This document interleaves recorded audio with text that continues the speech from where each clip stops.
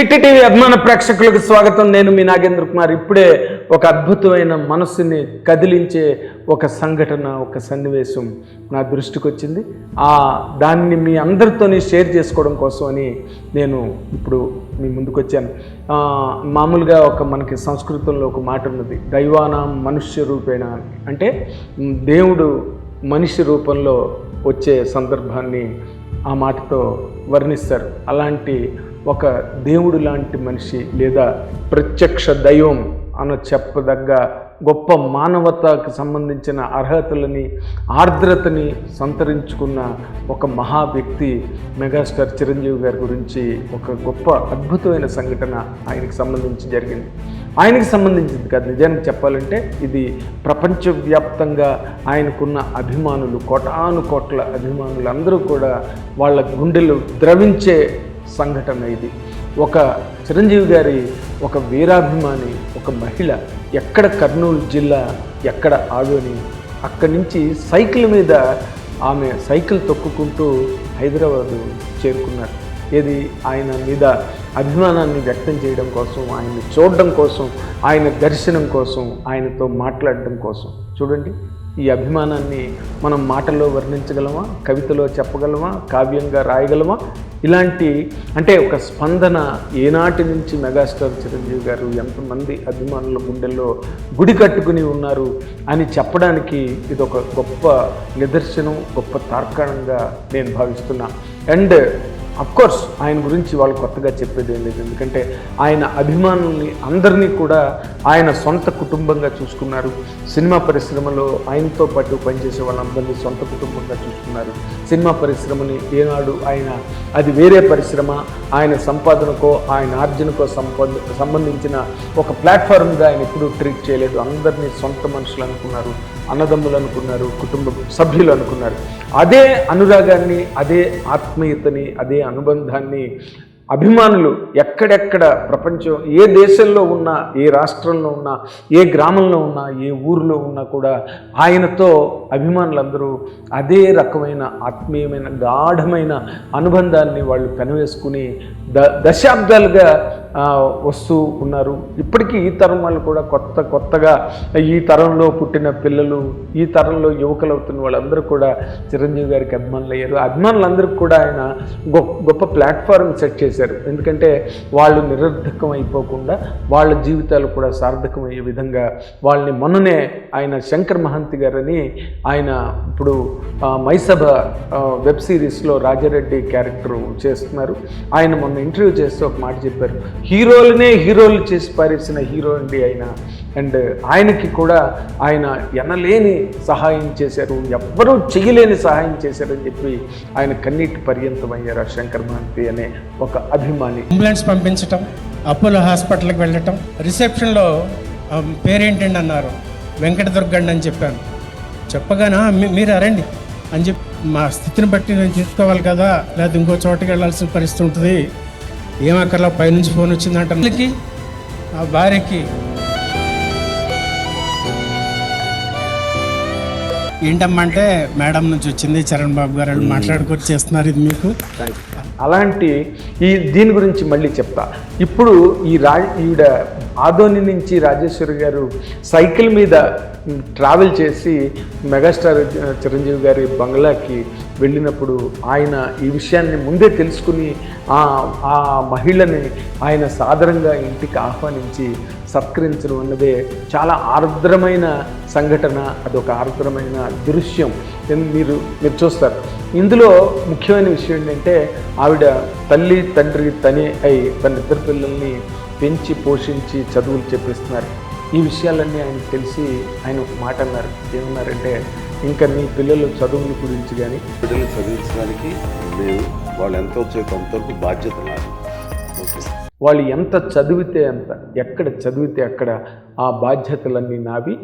నువ్వు ఇంక బెంగ పెట్టుకోకమ్మా అని చెప్పి ఆయన ఒక అభయం ఇచ్చారు ఆ రాజేశ్వరి గారు అనే ఆ మహిళకి. అంటే అని పిల్లలకు కూడా చెప్పారు. ఏమని చెప్పారు, మీ అమ్మగారు మిమ్మల్ని కష్టపడి చదివిస్తున్నారు కాబట్టి మీరు కూడా బాగా చదువుకుని పెద్ద చదువులు చదువుకుని పెద్ద ఉద్యోగాలు చేసి అమ్మని బాగా చూసుకోవాలని. Charity begins at home. ఆయన అదే పనిచేశారు.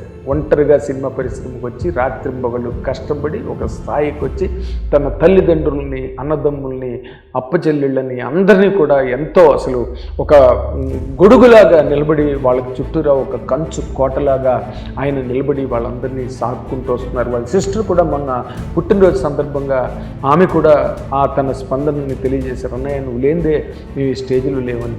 ఆయన అదే కన్సర్న్ని అందరికీ, అంటే సొసైటీ అందరికీ పంచడం అంటే మాటలు కాదు.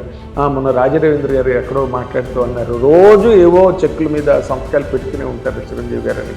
ఎంతమందికి ఆయన ద్వారా సహాయం అందుతుంది, ఎంతమందికి ఆయన ఆదరణ ప్రాణం పోస్తోంది. సరే బ్లడ్ బ్యాంక్, ఐ బ్యాంక్ గురించి మనందరికీ తెలిసిన విషయమే. లక్షలాది మంది ఆ రక్తదానం ద్వారా, చిరంజీవి బ్లడ్ బ్యాంక్ ద్వారా ఎంతమందికో ప్రాణాలు నిలబడ్డాయి.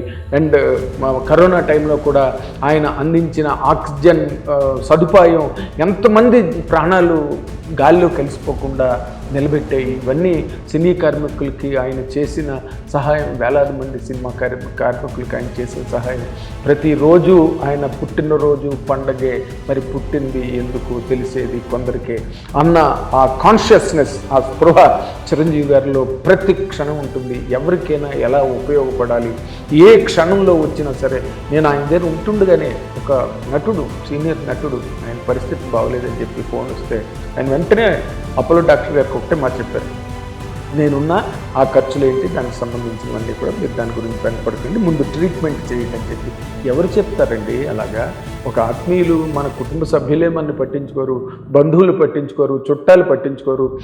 మనం కష్టంలో ఉన్నామంటే ఫోన్లు కూడా ఎత్తరు. అది లౌక్య ప్రపంచపు తీరు తెన్నులు. బట్ వీటన్నిటికీ అతీతమైన గొప్ప మనసు, గొప్ప హృదయం చిరంజీవి గారికి ఉన్నదనే విషయాన్ని ఇలాంటి సందర్భాలు ఎప్పటికప్పుడు తెలియజేస్తూనే ఉన్నాయి.